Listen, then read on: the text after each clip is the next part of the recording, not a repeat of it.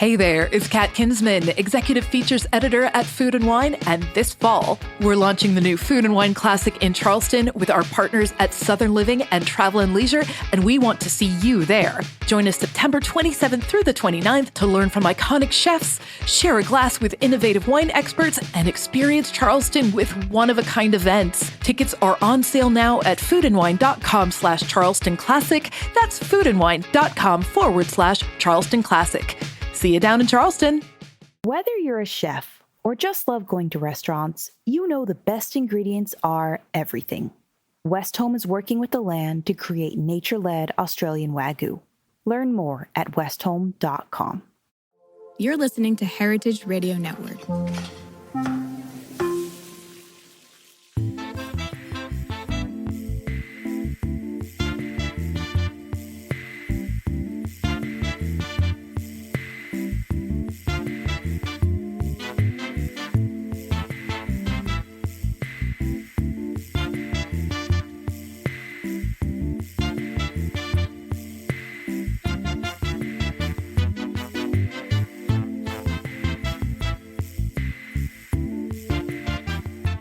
Welcome to the Grape Nation, your weekly wine journey. Our guest is Dan Abrams.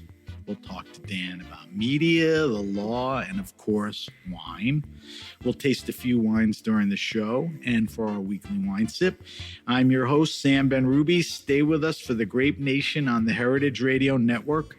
We bring wine to the people.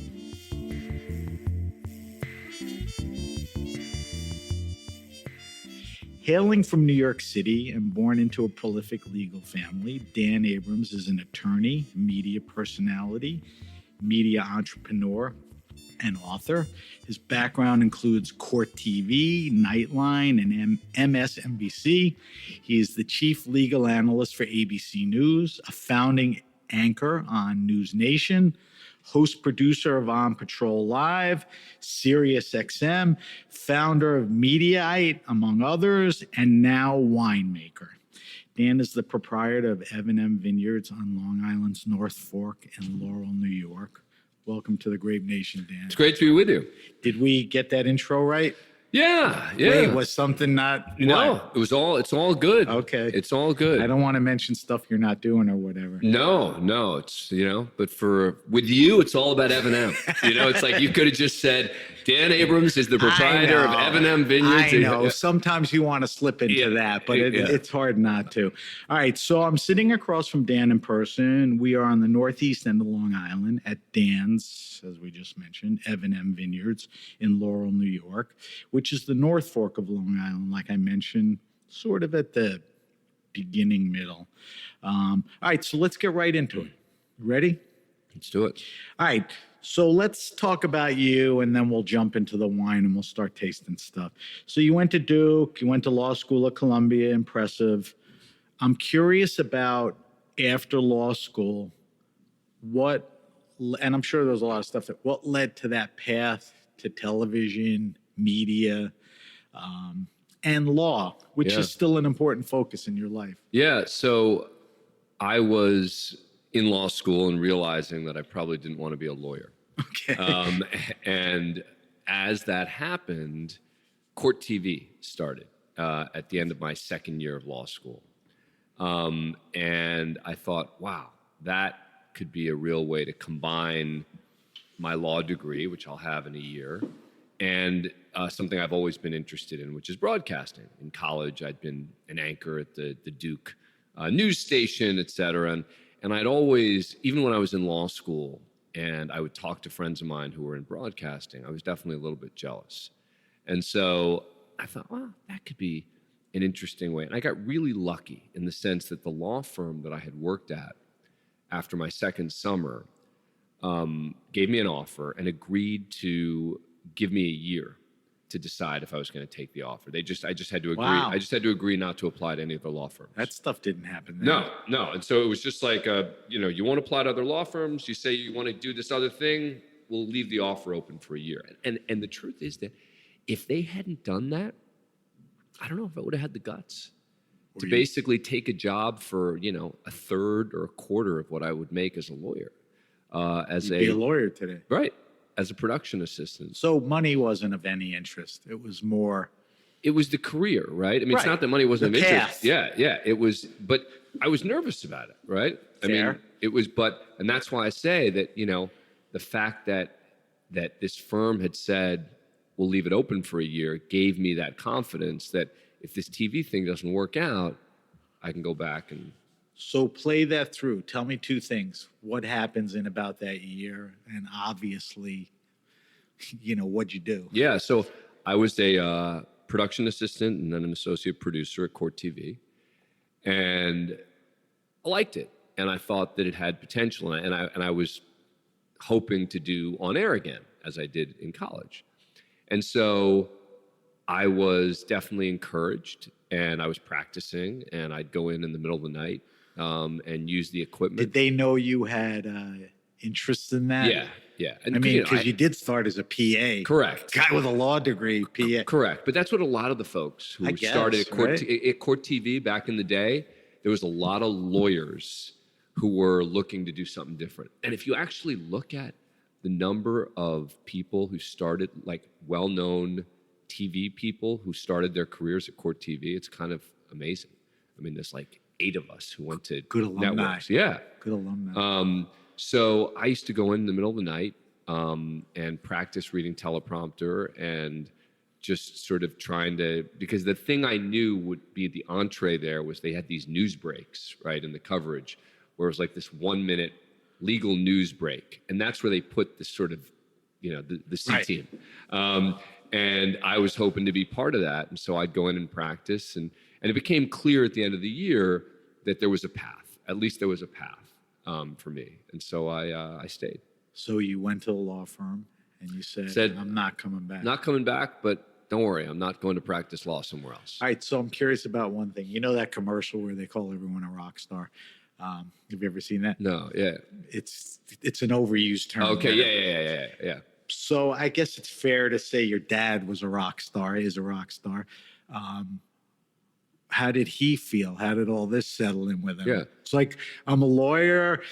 I sent my son to law school and you're a PA? Yeah. So my dad was definitely supportive. And so he was a good guy that way. He was a good guy that way. It's not like he wanted me to be a lawyer per se. It's not like he ever pressured me. Look, what probably led me to law school in the first place was seeing a father who liked what he did for a living. But if he liked whatever he was doing, that's right. It would rub off. No, that's totally true. Yeah. So I'm just saying that for me,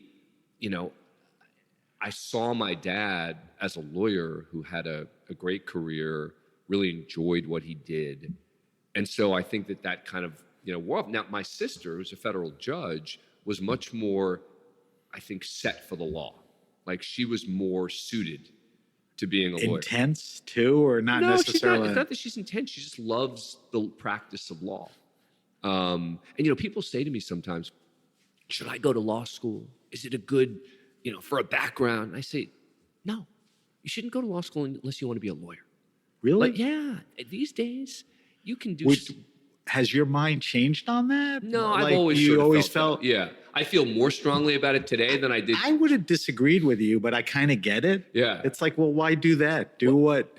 For 3 years with all that money you're spending on law school, think of all the other things you could be doing. I agree. And as now, a young person, young people today have many more options. The sort of the barriers that used to exist about like, well, you got to work in the mailroom and you got to do this. People are starting their own things. They're creators on their own. They've got their own businesses. They can create a TikTok account and suddenly be making money. It's like there's all these opportunities that didn't exist before. It's crazy.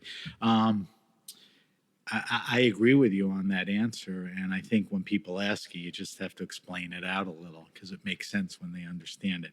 All right. So Court TV, how long and what do you end up doing before you leave? I mean, what level did you run? So I ended up, I got lucky at Court TV, right? Because I had become a reporter about 2 months before the O.J. Simpson incident happened. Oh, wow.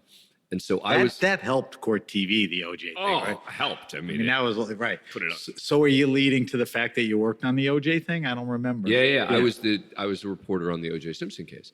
And so that fundamentally changed my career. Now, it was lucky that the other two main reporters were working on other stories at the time of the Bronco chase. So the focus went to you. So they needed someone to go out there to just deal with the preliminary stuff. Unbelievable how stuff Life, works. you know? When you were doing that, did you feel like I know you probably liked it, but were you like, I'm good, or this is hard, or am I good? I mean, how'd you feel about how you were doing? You know, it was less about how am I doing and more about trying to do what I could to keep up, right? I'm 27 years old, and I'm suddenly in the center of the biggest story in America. Everyone.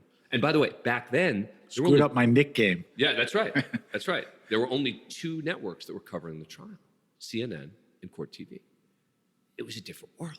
And people in the office were watching it, like everyone nothing else. was obsessed. It was unbelievable. And so that case definitely, kind of put me on the map. And when you ask sort of how did I think about my own performance, my insecurity in being 27 and doing legal analysis led me to make sure I was relying a lot on law professors and lawyers and making calls and asking them, okay, I want to make sure that I'm getting this right. Even though I had a law background, at 27, I didn't have any experience. Right. And when I say experience, people say to me now, even, lawyers who want to get mad at me about something, how many cases have you tried? Who cares? And my answer is, I've tried 0. But you know what? I have covered hundreds and hundreds of cases. And so I know how cases play. Does that mean that you should hire me to be your lawyer? No. But when you ask me, do I understand now? Back then, I didn't. And the good news is, and the one thing I give my younger self credit for was knowing I didn't know and knowing I need to rely on people who do. And so I did a lot of that. Not everyone has that personality. And I, as I say, it may have been a little insecurity, right? That was a healthy amount. All right. So what happens? You leave after the OJ stuff kind of cools down, or you hang out a while? No, I was there for a while. And then the OJ Simpson trial made me a national. I mean, I was on the Today Show regularly. I was on NBC in particular a lot. Were you recruited out of there? Yeah. And so who brought you out of there? The recruitment person for NBC News. Oh, okay. So it was NBC. Yeah. So that was the first. I know you had stints at MSNBC. Well, that's later. Yeah. So this is my first. Right after Court TV, I went to NBC as a general assignment reporter, starting in '97. How long did you do that? I was at NBC through 2011, but I was a general assignment reporter for a few years. Then I became legal correspondent, which is what I wanted to do. And then I got my own show starting in 2001 at MSNBC. God, that's 24 years right? ago. Isn't that crazy? That's the frightening part. Yeah. Is I still think of myself as young. That's the problem. So a good stint at NBC. Yeah. Yeah. And I did a lot of different things there. I hosted shows at MSNBC. I stayed as the chief legal correspondent through the time that I left. But I also ran MSNBC for a couple of years while I was there, which was... when you say ran... I was the head of MSNBC. So, and the reason... And I didn't like it at all because... I don't think that was your path. Well, I mean, it was good, not even for your resume, but for your own experience. Look, I would rather... I gave up being on the air to run MSNBC. And that decision was not a mistake. Meaning for me, one of the reasons I focus on so many entrepreneurial ventures is that's kind of me. My law and crime business, Mediaite, all these other things, that's me running businesses. But I didn't have that opportunity at MSNBC because there were so many layers. It's funny, you gave me the segue that I wanted. That answers part of the question, but you obviously had all these ideas about media, programming, stuff. Did the Abrams media thing kind of start at that point, or you were doing things and then you put it together as... So Abrams Media really started when MSNBC, so I was general manager and then I really didn't like the job and I asked them to go back on the air. I went back on the air and was hosting the 9 o'clock show there. And MSNBC, partly based on programming decisions I had made, was going hard to the left politically. And I'm a more political moderate. And so my brand of hosting a cable news show was no longer fitting with MSNBC. And we kind of all recognized What that. year is this? This is 2008. Would you say that was the beginning of the turn towards that type of program? Well, it was the beginning was really when I was in 2006. Okay, close to that. 2005, yeah, was really the turn to overt left-leaning programming for MSNBC. And I recognize that, I do a sort of more moderate, et cetera. And so we agreed that, you know what, show's not working in the current format. Let's keep you on as the legal, but we'll give you your freedom to go start your own stuff. Because a full-time employee, I can't start my own stuff. And so I always wanted, again, reason I wanted to do the MSNBC things, I wanted to start my own thing. And so that gave me the freedom to go start my own. Boy, you got lucky with that law firm, with MSNBC. Yeah. I mean, these are like good, good ops. Yeah. So what happens there that gives you the space to figure out, what you want to put together? And was that the beginning of? That was the beginning of. What was some of the first things you were? Mediaite was the first thing. Describe Mediaite. That's, I guess, one of your older and more recognized. Mediaite is a web property that covers the intersection of media and politics. And so the idea behind it was that people don't realize back then that the media figures in the political arena are actually more influential than the politicians. And so the whole idea was, let's cover politics through the prism of the media figures. And it's a good angle. And not the politicians. Because, Chuck Schumer is a lot less interesting than Rachel Maddow. And, Mitch McConnell's a lot less interesting than Sean Hannity. And I knew that as a cable news host. So that's what spurred me to create Mediaite. And, everyone now does a little bit of what Mediaite does, but Mediaite's now a monster. Well, there's so many personalities. Yes. There's so much to do. Are things the same? I don't know if worse is the right word now as then. There's more personalities throwing, opinion on politics and politicians. I mean, is it even more complex from when you started Mediaite to now? Yeah, it's more overt now.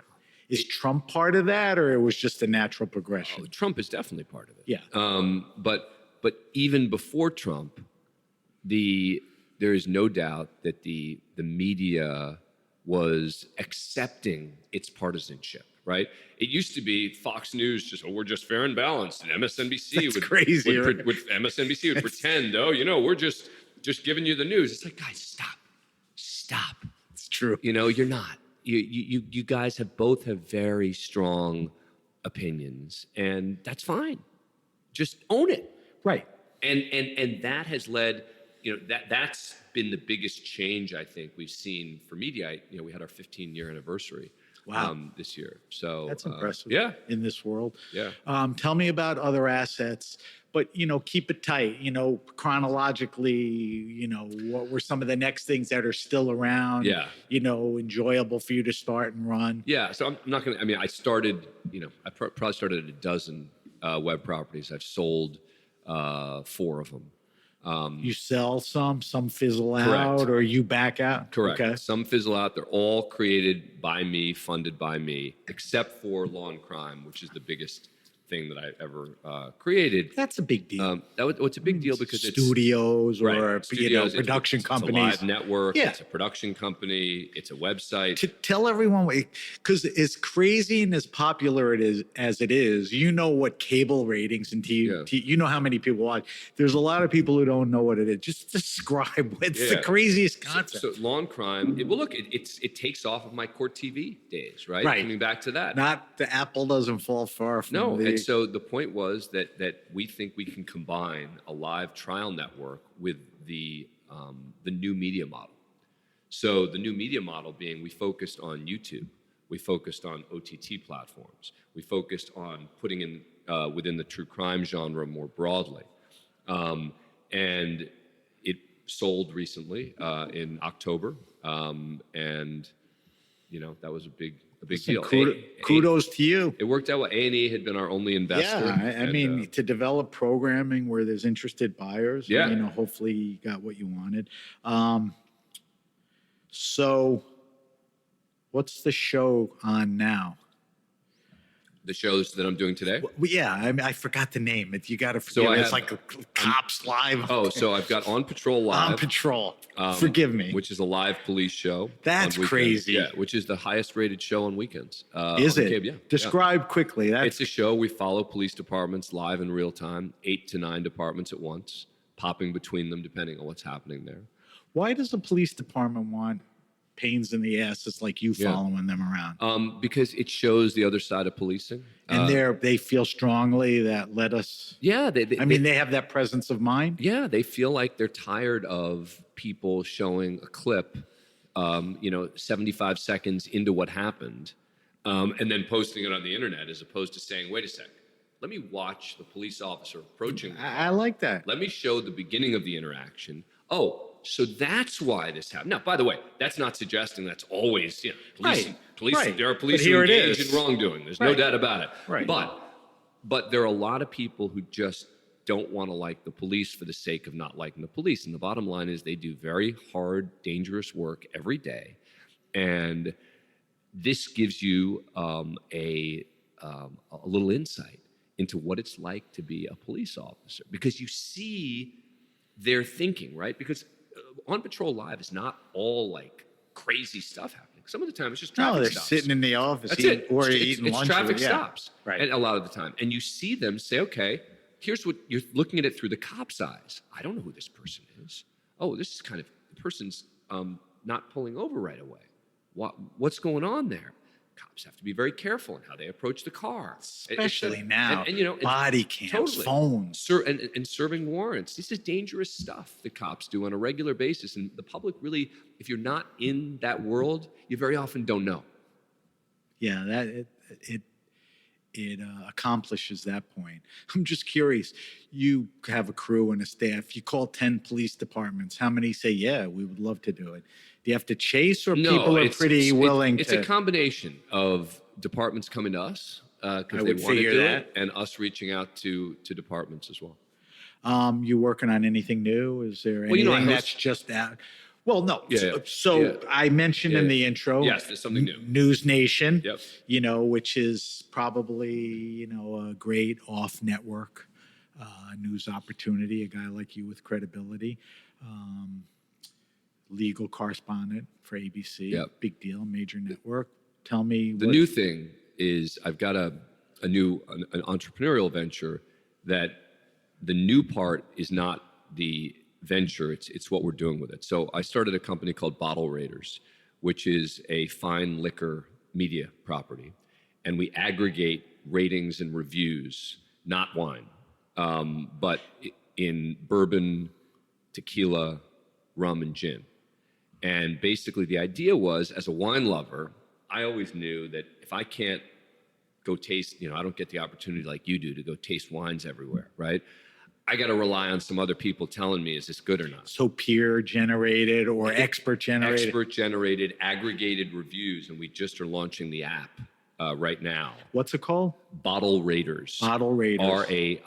I have notes on that. So that's new. Yep. The app is new, and we just bought an events company. So I go to Google Bottle Raiders, the site will come up, or the app. Or you can get it in the Apple Store. Okay. Yep. And if I'm like semi-new to bourbon and want to know. You can put up the camera and you can look at the label, and it will read the label or the barcode, and then pop out the aggregated. So it's like reviews. a Vivino. Vivino for fine liquor. Yeah, but it's actually very tech-centered. But also Vivino only does user-generated. Right. This is expert reviews aggregated. Right. And a bunch of them. So you're not in the one. You're not just listening to Robert Parker. Correct. You're hearing a bunch of guys that know and their it's food. Interesting because in the bourbon world, there isn't a Robert Parker. right? There isn't like one. I know. Well, because it got democratized afterwards, that's exactly and that's right. where you could turn on YouTube, and exactly I wouldn't right. say knuckleheads, but all these guys, and you got to listen to them. No, and that's, everyone has an opinion. And that's the point, is a lot of the people who review these fine liquors are influential, but they don't give numbers, right? So we like read their reviews and then give it a number based on whether they liked it or not. I looked at it a little. It's pretty cool. I spent a lot of time with wine, but spirits, whether it's single malt Scotch. Yeah. I'm not a tequila guy, but I'm the not craze either. is nuts. It's crazy. And bourbon and all that. So the obvious question is, why wouldn't you do something with wine? Why wouldn't I? Why wouldn't you take your entrepreneurship and expertise, literally the structure of setting these things up, and do a wine Good question. And the answer is because I look for opportunities in the marketplace. I look for holes. The wine world is tough. It's a tough media space to break into. Really? The fine liquor space is growing. Now it's still, there's still a lot there, but it goes back to my original point, which is the fact that it doesn't exist where you can walk into a liquor store and take a look at a bottle. And this is, again, I look at it through my own experience, right? As someone who can't go and taste every fine liquor, I at least want it as a background. I may hear from a friend, oh, you should go try this. Great, that's important to me. But I also want to get a general sense. And it's not just the Robert Parkers, right? It's a lot of different bloggers who've reviewed this stuff, and we can aggregate it in a way that really doesn't happen elsewhere. Yeah. So wine is just a little more difficult task. Right. But there are people in the space. Correct. Yeah, but a much more fun for me project to be in as a winemaker. So that was the difference. All right. I want to get into wine, but I don't want to not mention this. You're a testicular cancer survivor. Yep. My read was early on. I wouldn't say you were in denial, but you weren't open about it. Yeah. And then you became open about it, comfortably talked about it. So tell me some good news. Free and clear. Yeah. This was 2000. This is part of your past. Yeah, it's more than 20 years ago. And was it difficult to come out on that? Oh yeah, I mean, why? Testicular cancer. Is it because like your balls? Yeah, but is it more of that than if you had skin cancer? Sure, It's personal. It's also a young man's disease, right? It's not just if testicular cancer was all among guys 60s and 70s, I don't think it would be a big deal. When you're talking about guys who are 20s and 30s, and you're talking about their testicles, they don't have families yet. A lot of the time, et cetera. There's a lot of not just anxiety, but there's also unwillingness to want to talk about it. So I had kept it quiet for, I think it was almost a year. This is a long time ago. But I then saw that there had been a guy who was also a newscaster, exactly my age, who had been in the same hospital as me, who reminded me of myself, who had died. I read it in the paper. Who had died of testicular cancer. And I thought, that's nuts. He had the same agent as me. Like, it was like, and so I reached out to his parents and I said, look, I'm a testicular cancer survivor. It turns out I was at Sloan Kettering at the same time as Sean, et cetera. Would you, want me to do anything on behalf of your foundation? And so, they were very appreciative. And I decided, you know what? I'm going to go public in a big way. And I have to say, like, the number of people who said to me that, because testicular cancer is all about awareness. It's all about noticing it and doing something about it early, because that's the way it's curable. Right. Yeah. Right.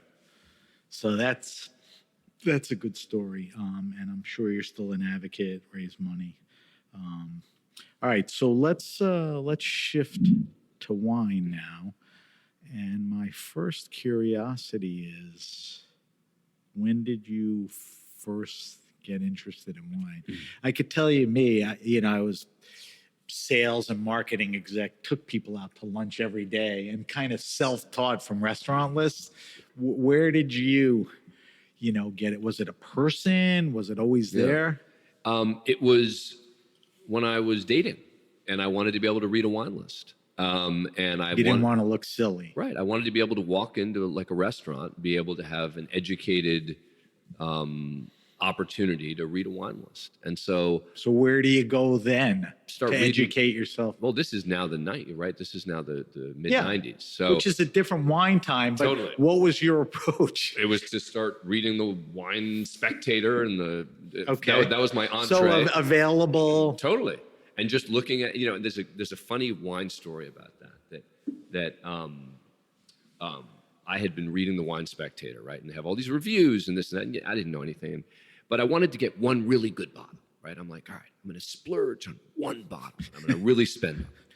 And the Wine Spectator had given the Groth Cabernet Reserve 92 and 98 rating. 98. Right. Which is high It was high back and it wasn't like one of those classic Napa wineries. But I didn't know it. Look, all I knew was that it got a 98, all right? And it was $80. And so 75 or 80 bucks. Then. And I go into the wine store and I give the guy credit. He says to me, I said, you have the Groth Reserve 92. Yeah. But I've got an idea for you. He said, I've got a wine that's better. He said, it's the same price. And I'm like, no. This guy's going to try and pull the bait and switch on me. I'm not going to let it happen. I'm like, no. I read the review. I want the Groth Reserve. Turns out the wine he was recommending was a wine called Harlan. You effed up. And so he had... It was the same price then? Same price. Harlan was the same price as the Groth Reserve back in 94, 95. It was about $80. You know, I went on the mailing list about then. I have a vertical from 94 to 2 years ago. Yeah. I think when it went to $9.50 a bottle, I said no mas. Right? I mean... But that's a funny story. Isn't that crazy? But do you... Because now you go into a restaurant and you defer to the som or the wine people. You go into a cool wine store and you say, what's cool? Do you think that guy was doing that service then, or was it your instinct that he was just switch pitching you? I thought he was trying to bait and switch me. But do you think genuinely? I think he was genuinely trying to get me to buy a better wine. Which is what people should do now. Is Totally. Rely on those and I give him enormous credit. My point is, like, he was doing exactly what you would hope the guy in the wine store would do, which is a guy who knows nothing about wine walks in, asks for odd wine, single wine that he's insistent on, expensive wine. And when asked why he wanted said wine, doesn't really have a very good answer. So, but what happened then still happens a lot now. People see a review or a score and they pile into stores. That's it. He may not have known that then, or maybe he did. Because, when Parker started giving ratings, people would order cases because they knew, Camus got 96. We got to get 12 cases or whatever. So that was it. And there was a continued interest in evolution. Yeah. It's like, I want to learn more. You started tasting more. Trying. And I want to talk in a minute if you're a collector. I think, you are a collector. You'll tell me about that. But we're going back, which means I may need to take you forward. Here's a multi-pronged question. When did Long Island wines get on your radar? I think there was a deal or an opportunity for a vineyard not in Long Island. When did the business part, what was that? When Long Island? So before Long Island, I was covering the Michael Jackson trial. So you were out west? In the mid-2000s in the Central Coast of California. And great wine region. Well, so a friend of mine, a lawyer, said to me, I'm investing in a winery out here. He said, Passively? He was a passive, but a significant investment. Like he was going to own a big percentage of the winery. Right. And he said, active money, passive, do what you want. He said, would you want to go in with me on it? And I said, wow, that's cool. Did you have the money? Not quite, but I could have pulled it off. Okay. And I was like, God, I'd love to do this, but Central Coast of California, to even make wines, and look, I didn't. My point is that I ended up regretting it. Well, at least you're honest. What was my first reaction? They're making great wines. You're like, Central Coast. But they started making great wines. I know. Around that time. I know. Somebody has to say. So my point is that I was like, I'm going to eventually do something in the wine. So that notion appealed to you, and going forward, and then for here. What year was that? That was 2005, I think, or so. Okay, and when does the Laurel Lake Evan thing start materializing? That's COVID. So during COVID, I had time, right? Like I have, as you've introduced me, I have a lot of gigs. I have a lot of things I'm doing. I don't have a lot of time. And during COVID, I had a little more time.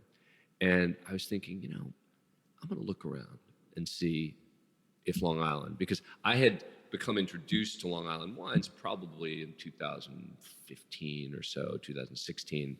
And there were a few vineyards, in particular, one called Pomanock, which I thought, down the road. Yeah, which I said, these guys are making real wine. But the vibe in the North Fork was still primarily bachelorette parties and people just going to get drunk. Yeah. White limos. Exactly. Yeah. People going to get drunk, right? And so, but I was like, these guys and a few others out here, they're making real wine. And this is based on you tasting through stuff? Yeah, having been out living, having a house in the Hamptons, going to the North Fork for a day of wine. And so I'd come to like it and think, this place has potential for growth, the way we see it in the Central Coast, the way we've seen in Oregon or Washington or wherever the places that we've now seen significant growth in the wine world. And I saw an ad, a real estate ad for a small vineyard, not far from here, just a few acres of planted vines. And I'd become friendly with the founder of Pomanock, who now owns also another winery out here called Palmer. And he had just bought... And Palmer was a legendary North Fork winery. And he had recently bought Palmer. And I said to him, I'm thinking about this. He said to me, look, are you serious about buying a vineyard? I said, yeah, I'm serious. I've got the money now. I've got the... he said, all right, you don't want that place. He said, that's real estate. That's not a winery. He said, I happen to know of another place that literally has not gone on the market. He said 10 times the acreage. A 44 acre property that is a full winery with everything. He said, and they came to me 2 weeks ago wanting to sell it off market. And I just bought Palmer. He said, so I'm not in a position right now to want to buy another vineyard. He said, so if you're serious, I'll make the introduction. Before it gets out. And I'll take you there. And he came with me, and I had a handshake deal by the time I walked out. It hit you right away. Well, because I saw the potential. I mean, I've made a lot of changes, and this place is nothing like the place I bought, both in terms of the wines or the physical. But I knew that the potential was there, both in terms of the beauty of the physical location, the age of the vines, that this was one of the first planted. Yeah, there are some old vines here. Island. We'll talk about that. Dan, we have to take a quick break for our underwriters. We're talking to Dan Abrams. Dan is the proprietor of Evan Vineyards. When we come back, we'll talk about the vineyard and the wines. You're listening to the Grape Nation on Heritage Radio Network. Whether you're a chef or just love going to restaurants, you know the best ingredients are everything, especially when it comes to beef. In Northern Australia, there's a different approach to raising high-quality beef. Westholme, based in Queensland and Northern Territory, is working with the land to create nature-led Australian Wagyu. They steward 16 million acres of rangeland, guided by their natural ecosystem, and are led by a belief that if they balance the needs of their cattle with the needs of their environment, both can thrive. Their team of rangeland experts and nature managers use a variety of tools like satellites that assess grass health and on-the-ground research to monitor and respond to the welfare of the environment. These cows graze on native grasses like Mitchell grass, which is only found in Australia, along with dozens of other plants, herbs, and seasonal legumes. Cattle are happier when they have the freedom to forage and explore, so Westholme ensures they can roam wild, foraging at will for the first 2 to 3 years of their lives. The result is high-quality Wagyu beef that reflects the terroir of Northern Australia and a flavor suited to complement any cuisine. Westholme believes that when nature leads, flavor follows. Learn more at westholme.com. All right, we're back. We're back with my guest, Dan Abrams. Dan Abrams is the proprietor of M Vineyards. We talked about how he got here. Let's talk about what he's doing.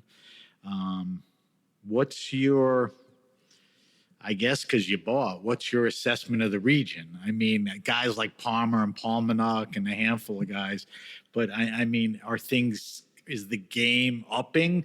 Is the consistency better? I mean, what's your assessment of Long Island wines as a whole? I think that Long Island wines are in a fundamentally different place than they were 15 years ago. And what's the reason? Just better ownership, farming, winemaking? Mostly. I mean, look, there's a little bit of climate change, which is actually to the benefit. Yeah, and for the reds, it actually helps a little bit the same way Napa's suffering. Or sparkling wine in England. Yeah. You know. No, I mean but mostly it's that people are recognizing that this is a place ripe, so to speak, for really strong winemaking if people want to do it.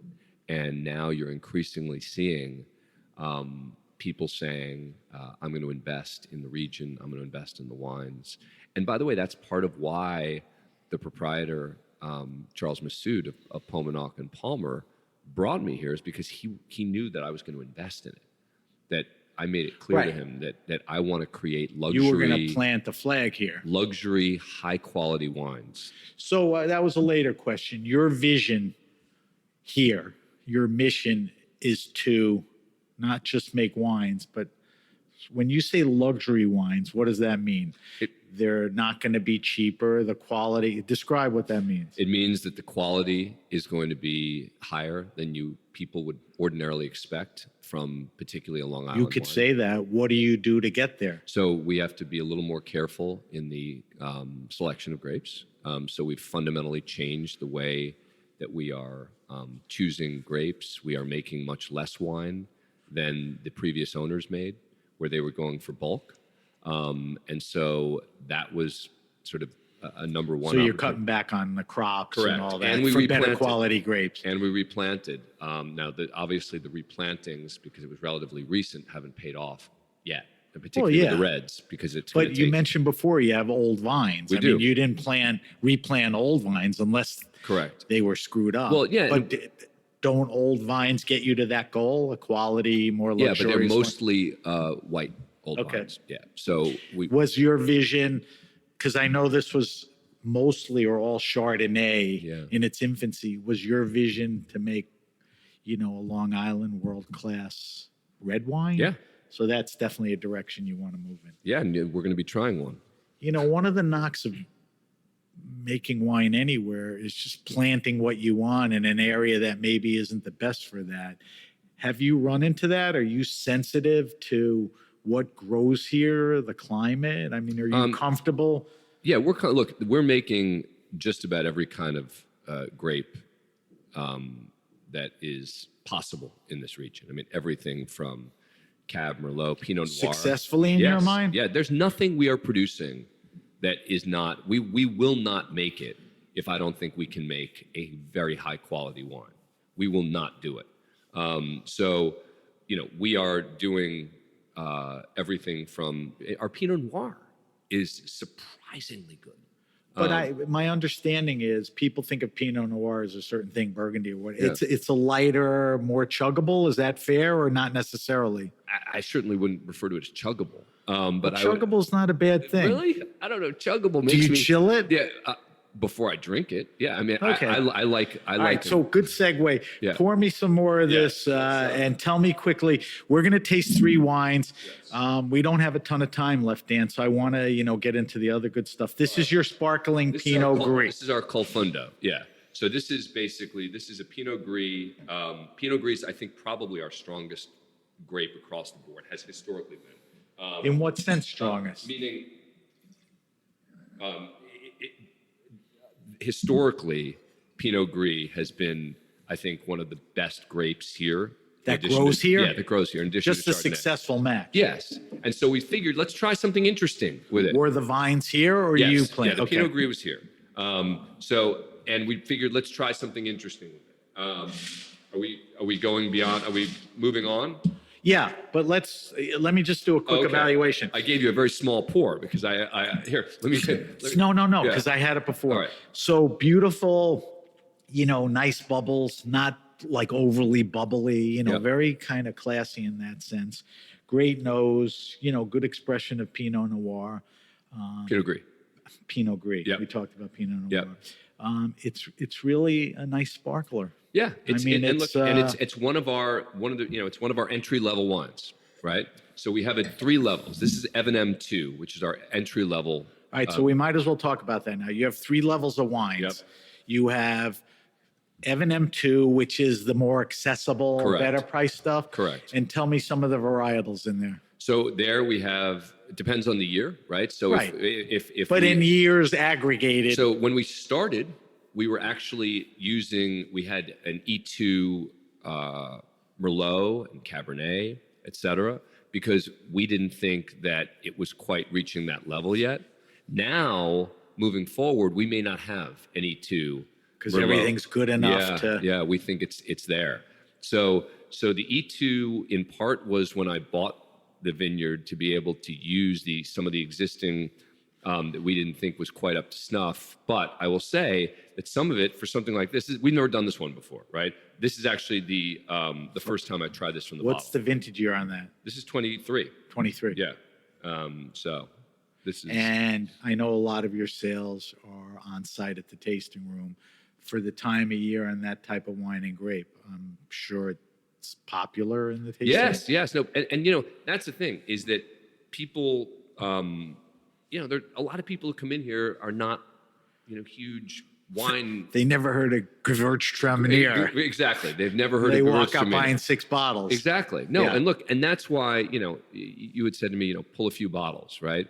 And I was like, I want to pull some of the more interesting ones, right? That's all because what the, I'm the into. Chardonnay and the Pinot Gris and the Merlot, that's what this region is known for. Like this is known for, the one, if we started with 4, I probably would have pulled the Pinot Noir too, just because Right. I think people are stunned at how strong the Pinot Noir is. It's nice to have Pinot Noir represented here. Yeah. So let's just stay on task for a second. 3 levels of wine, Evan M. And 2 is more, you just described. The accessible. Listen, I'm not going to put my high quality wine with a grape, I'm not sure, Right. but it's good quality, so I'll put it here. Yeah. Varietals different, vary during the year. All right, so anything below or above that? Or Yes. So then that's our entry level. The next level is our classic level. And that's what we view as the wines that are most representative of what we do. That's you have most a nice dinner, you're cracking that bottle. Most of our wines are in the classic level. And then the highest levels are reserve level.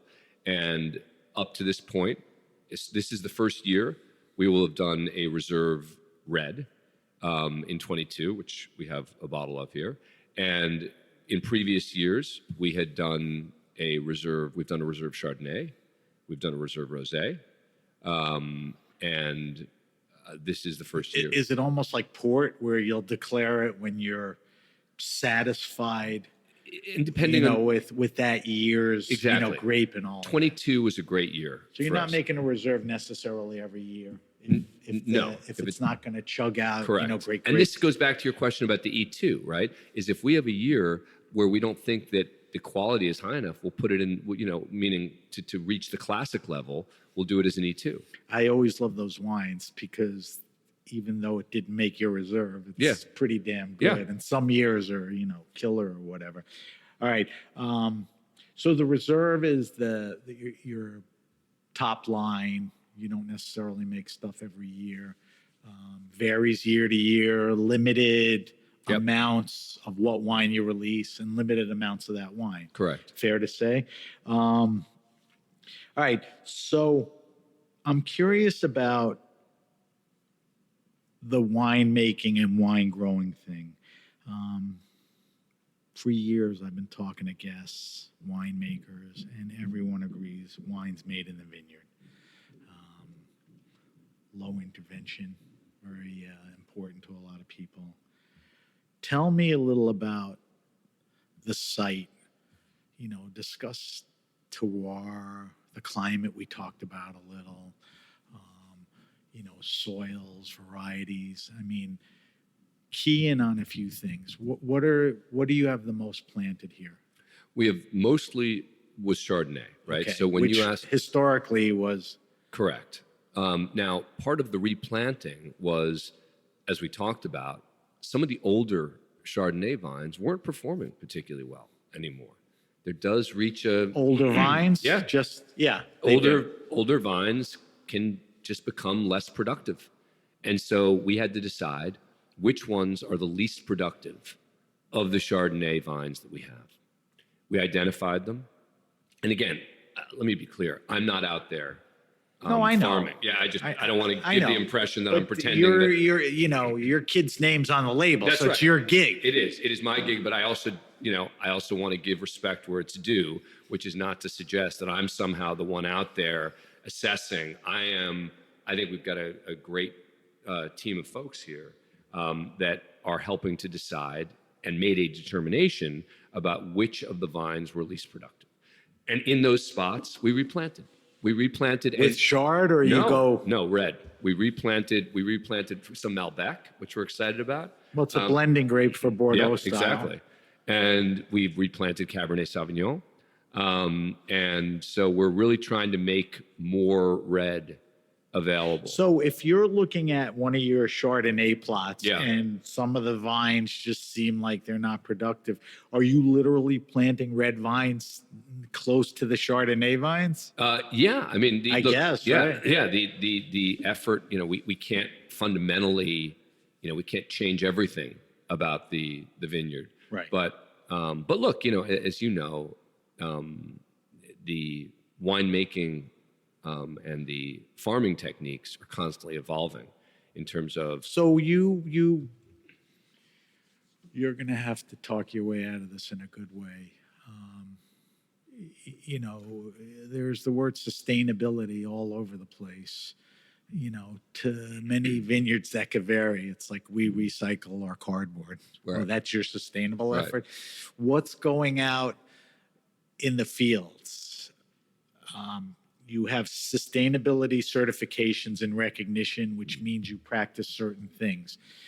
Do those mirror organics, biodynamics? So it's a Are little- you skirting it a little because you do some treatments? Right. So it is different, right? As you know, sustainability is different from organic. Right. We're not claiming to be an organic vineyard, but we do. And when I say the sustainability, I'll tell you from my perspective, I had to pay a lot of money when I bought the vineyard to change some of the practices, particularly with regard to pesticides, that cost me Just tons of spraying or Yeah, usage, and right. you backed away. And we You had want to, your kids thrown through that crap? Right. No, but that's my point. Is that from my perspective, it was okay. This is going to be an investment because again, the way they were making wine here, and again, it's not intended as any disrespect because I think the winemaker here was terrific, who'd been here, but they were just doing things differently. And if we wanted to move forward with a winery for the next decade and beyond, we had to make changes, and some of them involved money. So one of the changes is changing the winemaker. Correct. To move in a direction. Correct. So you had a singular guy, now you're working with consultation for now. Is Correct. that That's correct. right? With a Long Island guy, which Yes, and beats bringing Michel Roland in for a ton of money, Yeah. who doesn't have a sense of what's going on. well, here. that's right. And look, part of the beauty of the winemaker Byron, who's been terrific, is that he's also the winemaker over at Macari. Right. And Macari is one of those vineyards that we view as one of the places that will help elevate all of the region. Look, I agree, but aren't they practitioners of like organics or even biodynamics?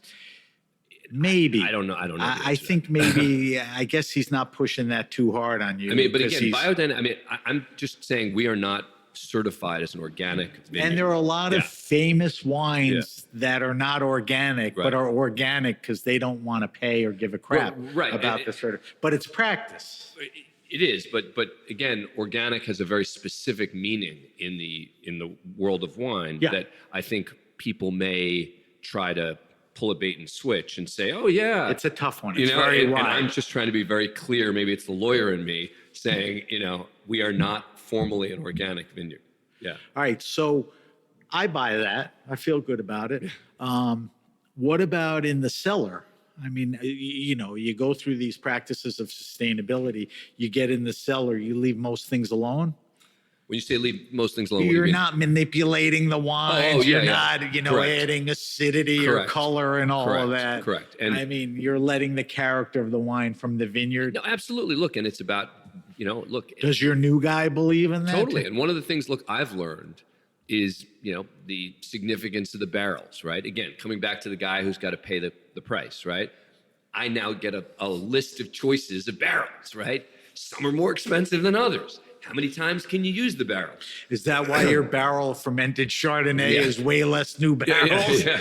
Well, no, I know, it's style. we do multiple types of Chardonnay. I understand. Oh yeah.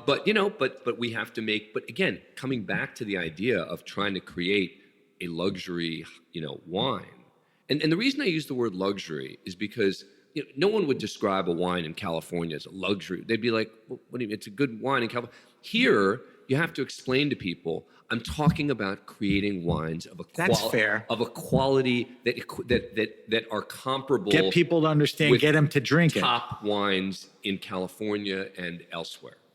That's fair. Are you still, I was looking at the package you gave me, and even on site, how all the plots are laid out. It's interesting. It looks like a real vineyard. Yeah. Yeah. 2021 Are you staying? I know you moved towards block designate wines. Is that a thing that kind of fulfills that luxury dream? Yes, because we do see a slightly different character in different blocks. And so we do think it's important to continue to maintain that.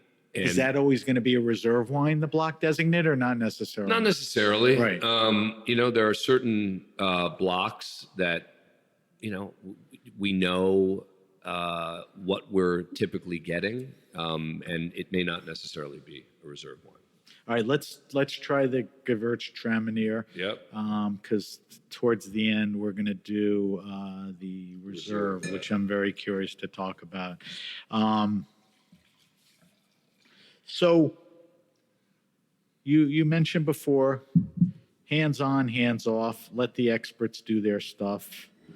Do you ever sit in tasting meetings? Yeah. Oh yes. I'm definitely involved in the tastings, but blending. Yeah, in the blending too. Yeah. I'll be there, and we'll be. Does something ever hit your fancy or not hit it? Where you go, guys? Is it me or this sucks? Not sucks, but no. I mean, it's like, am I wrong? This smells wrong. Well, I'll tell you, a lot of the wow, it's great nose on the Gewürztraminer, right? So we think, we're pretty proud of this, of the Gewürz and of some of the other, Tell me about it. Were the vines planted when you got here? Yeah. Okay. But we've Wow, again it opens up too.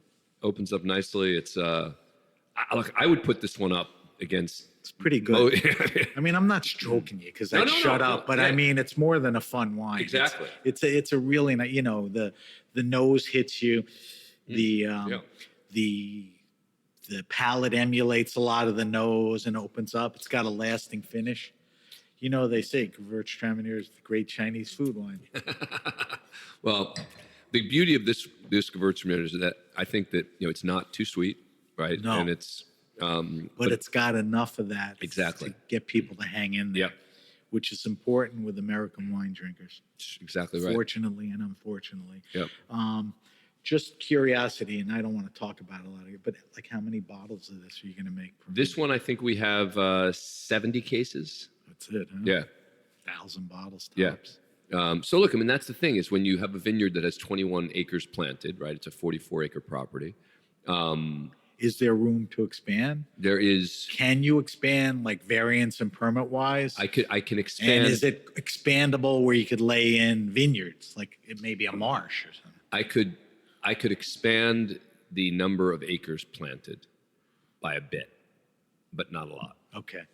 So what I can't do is expand the facility a whole lot more. Kristen showed me around, and it's a beautiful fermenting room and all that. I Yeah. said, desired expansion. She goes, no, we want to be good at what we're doing. It's For true. a lot of different reasons we can. I'm fine with that. It's true. After tasting this, Yeah, I mean- kudos to you. All right, we got to get moving because I got to get you out of here. But there's a bunch of things that you have to do for me. So you do get involved in tasting and all that stuff. Yep. And you're light-handed about opinions and all that. Let the experts do Correct. that. Vanessa Price, we who's been on your show before, is the partner manager. She's the Vanessa. Vanessa Price. Yes. Vanessa, I came across when she wrote a book and then stayed in touch, followed her, kind of a, notable, opened a nice restaurant here, got involved with you. And I think it's the right person. She's a longtime som and wine educator. I think. And she's been very helpful as the managing partner. And with the change from winemaker to your people now, everyone's getting along. It's been great. You're happy with the vision and all of that. All right. So, listen, I've been a supporter of Long Island wines, going back to having Gabriella Macari on 5-6 years ago, when people weren't even talking then as much. Wolfer's been on. It's one of the reasons I came out to see you. I like the story. Plus, I want to help promote wines. Is the region doing a good job promoting their wines?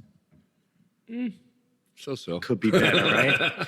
Yeah, I think the marketing people, and I'm not taking a shot at anyone, there's something going on here and there's people. I mean, if I was the guy, I'd put you in a room, beat the crap out of you until you agreed to be a spokesperson to some extent, about your vineyard and the wines and all of that. The good news is that can get better.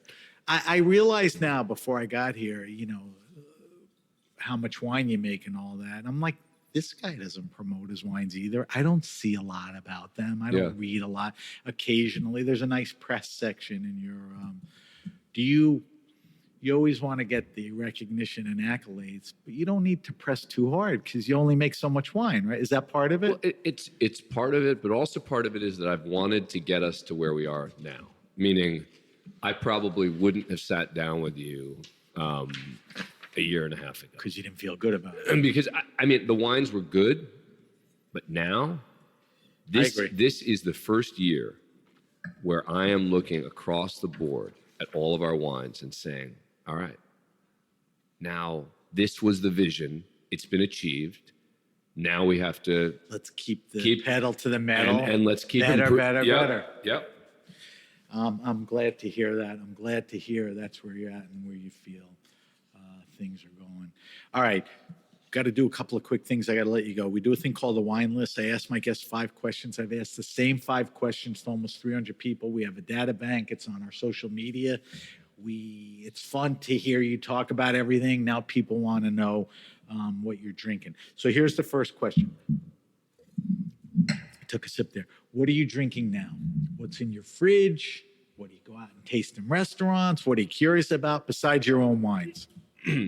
What's your love? Yeah. So I still am a lover of California wines. All right. Give me some stuff that you like.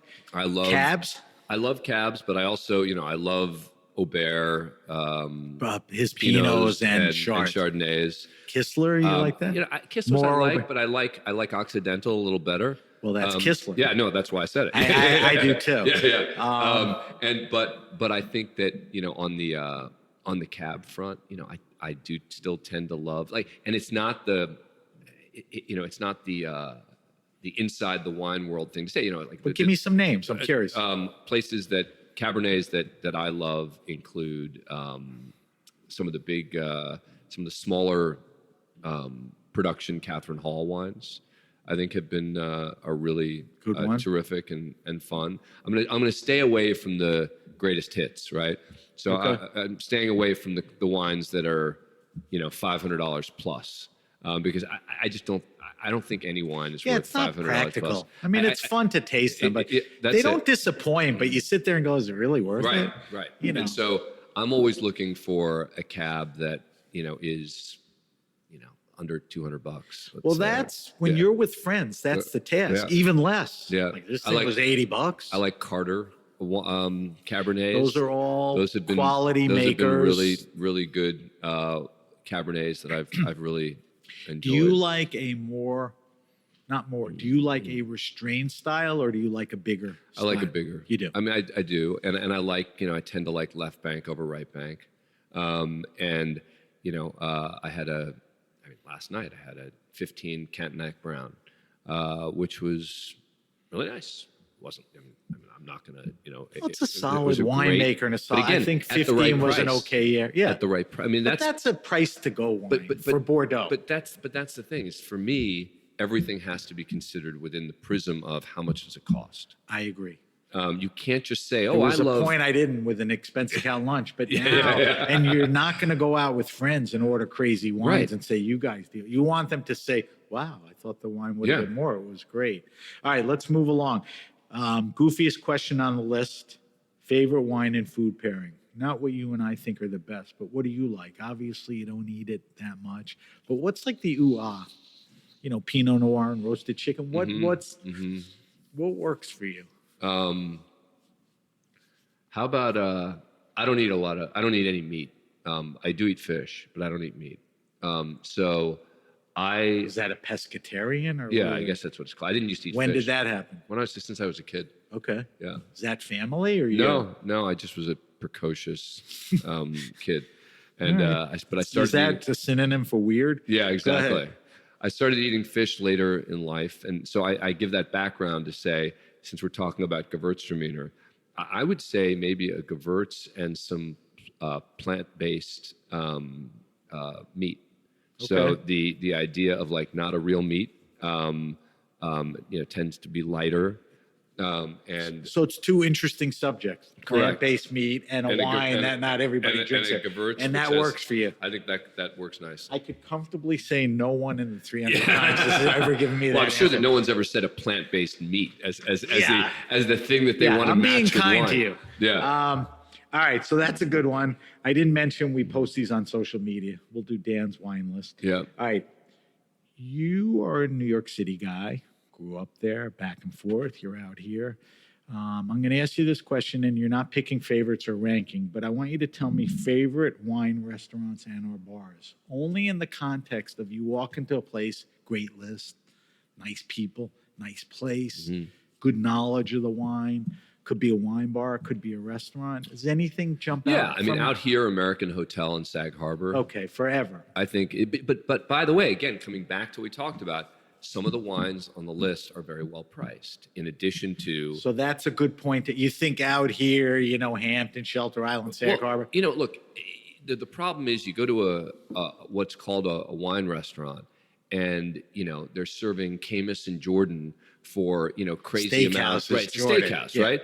And I'm looking for something different, right? I'm looking for an interesting, thoughtful list with. So Sag Harbor checks that box. Oh, the American Hotel for sure. What about Manhattan? I'm just curious. You're in and out of there enough. In terms of Manhattan wine list, not wine list, wine everything. Yeah. Vibe, maybe a little funkier selection. Yeah. Or, maybe tickles your curiosity. I tend to be one of these guys that when I'm looking for the curiosity, I will find out if there's a corkage fee and bring my own wine. Okay. So just because. Do you eat out much? Yeah, I eat out. Do you drink wine when you eat out? I do. And no place is like, hey, nice glasses, knowledgeable people. Oh, all right. Well, look, nice glasses. I mean, knowledgeable people, a list that, right, entertains your curiosity. See, there's nothing that immediately comes to mind. I've never seen anyone struggle with this in Manhattan. Well, because you, I'm not mad, I'm not going to push you. So, I'm actually looking for a way to back out of this. I tend to go. There are a couple of private clubs that I go to for dinner a lot because I don't have to make a reservation. Is that collectors' stuff or their stuff? No, it's. But my point is it's not that interesting, and it's not the wine lists are fine. So what you're exposed to, exactly, and so, you're not at I'm not 11 going, Madison. Correct. I mean, I'm not going. Which, by the way, is a plant-based restaurant. It is, and by the way, and they have they have a interesting wine list. I mean, for me, like 11 Madison's a good example, right? Because I did go there, and I'm trying to remember what it was. I did take a recommendation there from the Somme, which was a really interesting. Not necessarily pricey, or you know, because you're there, you're there, everything's going to hit. It's going to be pricey, level. but like it's not. You know, it's not going to be crazy. So. All right, we'll move So we'll on. call 11. I'll make it 11. No, Madison. I don't want to give him that. I'm not giving you that. But you made it clear. I get it now. Favorite all-time wine? When I first asked this question, I'm sitting with guys like Aldo Sohm from Le Bernardin. Yeah. I'm like, this guy's going to tell me the most expensive rare wine. I don't care about that anymore. What I care about is tell me about that wine that you had during your travels way back to now that kind of lit you up, that was memorable, that maybe changed the way you thought about wine. Is there a wine, a place, a varietal that, like, I think you may have mentioned something earlier. Is there an important wine to you when you think about where you're at? That broth, that story answers the question. Yeah. But sipping something, is there a wine that made an impact? There was again, this is in my earlier wine when I had an opportunity to try a 97 Bryant family wine, Cabernet. So 97, interesting year. Bryant family at its peak then. Yeah. And Cough medicine. what do you mean? That wine is so thick It's and so thick. unctuous. It's so thick, and I had never had anything like it. And I was like, this thing, what is this? They did a good job making kind of the Robert Parker big. But it had bubble gum and like all this like crazy stuff. Vanilla and I'm like, what is this thing? Like, and so and it's not the sort of thing that where you, I have to get 2 cases of, but it did expose, like, it suddenly like made me aware of like this other thing, like in terms of wine that was like grape juice on steroids. That's the question, and you answered it. Yeah. I mean, it really stood out. Yes, it did. I mean, you're focused. You love Napa. You hadn't tried, some of these culty No. and they really showed what was going on then. And I think to this day, a little less popular now. I mean, there's still I think Patina's making wines. And I'll tell you, another. While we're talking about Brian, And speaking of Merlot, because this is, this is the cab that's open. We have a reserve Cabernet and a reserve more Merlot base. This is the reserve Cabernet. All right, do the Cabernet. Oops. So I'm going to put Brian Family 97 because it really. The other one I was going to say is that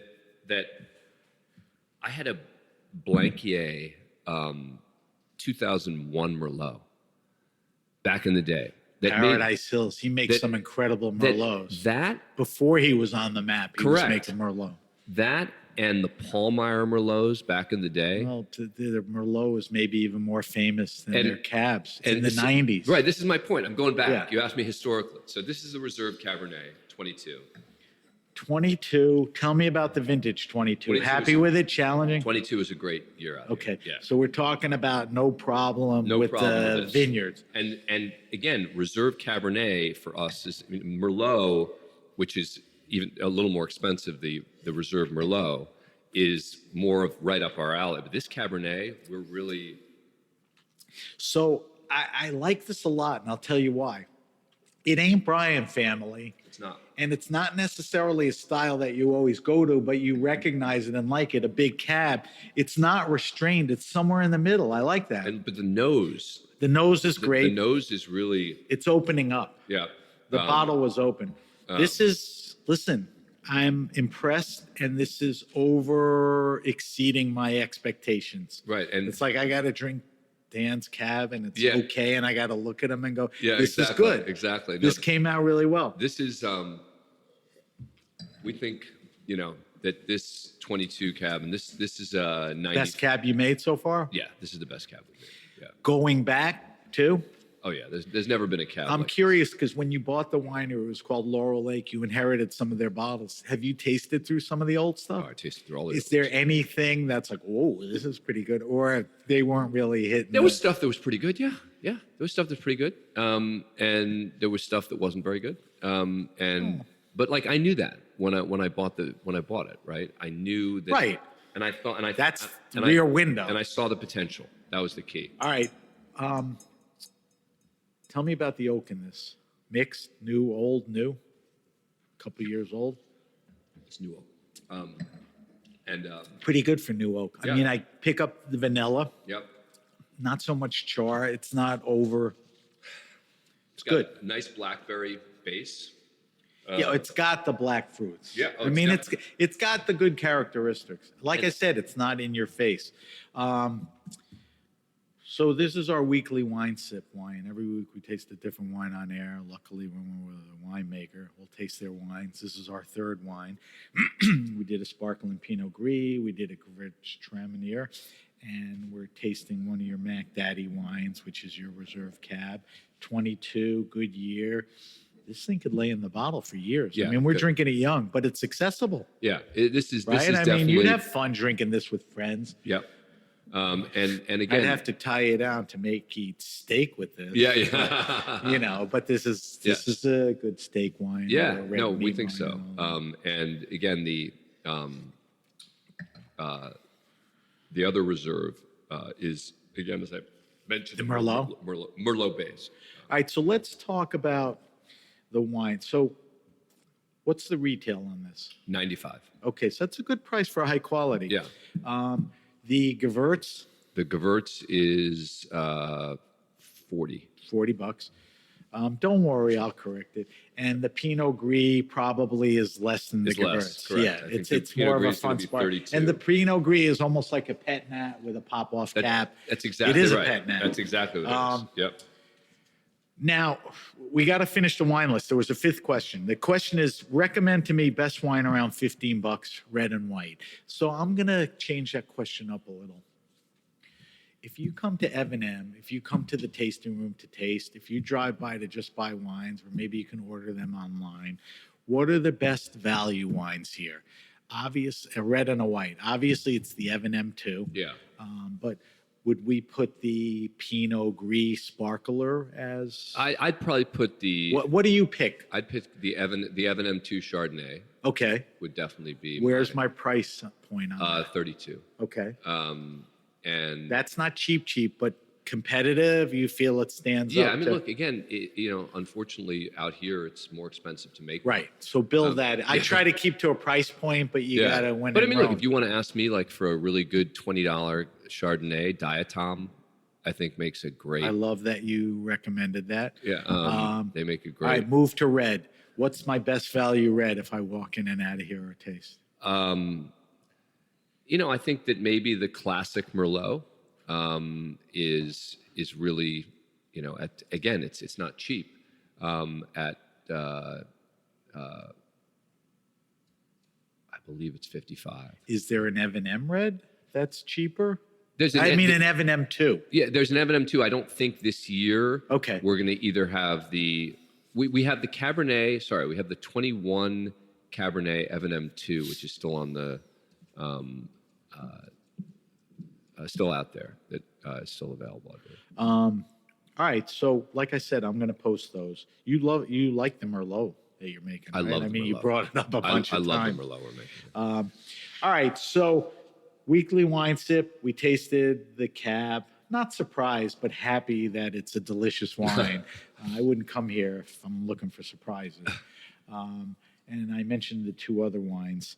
All right, we got to wrap up because I got to get you out of here because, like we said earlier, you're a busy guy, and I think you're doing a podcast later on. Or My you're doing radio, a my daily radio program show. on Sirius. Yep. Which channel? POTUS channel. POTUS. Okay, you're in good company with some other good people. All right, so let me do a quick wrap up, and I want to get info from you. So if you have a question, suggestion, wine happening, or event, hit me up at sam@thegrapenation.com. That's Sam at The Grape Nation. Subscribe to The Grape Nation podcast on Apple Podcasts, Stitcher, Spotify, Google Podcasts, wherever you get your pods. Leave a review if you like the podcast. Subscribe, because if you subscribe, you wake up with Dan next to you in bed because it shows up. Follow us on Instagram at SBenRuby and on Twitter X at BenRuby. I know one's an SBenRuby, one's a BenRuby, but you can always reach us with the hashtag The Grape Nation to find us on both. We're on Facebook at The Grape Nation. As I mentioned, we will post Dan's wine list answers in our social media, and I will list our weekly wine sip wines. Even though the wine sip was the cab, we did drink 3 wines, so we'll mention those. And I've been bugging Dan to pick stuff. So obviously you picked those because those are wines you wanted to showcase, which I think are interesting. I mean, yeah, again, like fair. Interesting was the theme, right?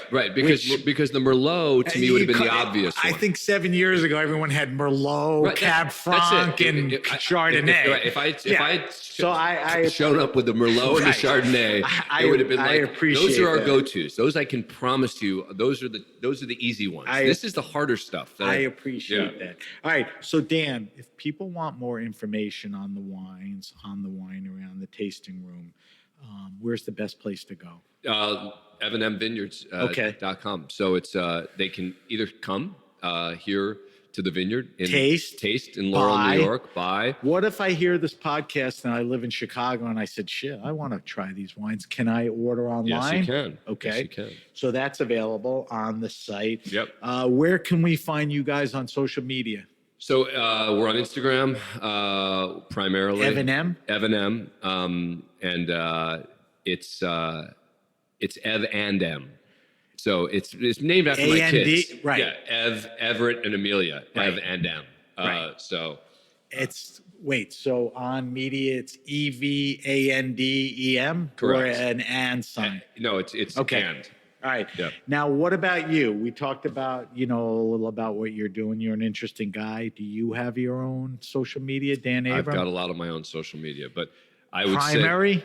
say, I'm on X or Twitter at Dan Abrams, but the key would be. Are you active when you're doing stuff you're posting? Or? Yeah, I mean, I don't get a ton of time the way I used to actively post, but I mean, you're doing a ton of stuff, but you don't have the time to be actively. But again, I would say go to Bottle Raiders. Check out Bottle Raiders. Check out the new app that we've got. And stay tuned. Dan and I will be back here next year talking about his famous wine site, right? Yes, yeah. I don't know. It doesn't sound like that's going to happen. Daunting. It too doesn't daunting. sound like Yeah. All right. I want to thank our guest, Dan Abrams. Dan is the proprietor of Evan M Vineyards out here on the North Fork of Long Island. I was curious to talk about Dan, why he's here, what he's doing. I'm curious about the quality of North Fork Long Island wines. I want to help promote them. I want to thank our engineer, Armin, and everyone at the Heritage Radio Network. I'm Sam BenRuby, and you've been listening to The Grape Nation. The Grape Nation is powered by Simplecast. Thanks for listening to Heritage Radio Network. Food radio supported by you. Keep in touch at heritageradionetwork.org/subscribe.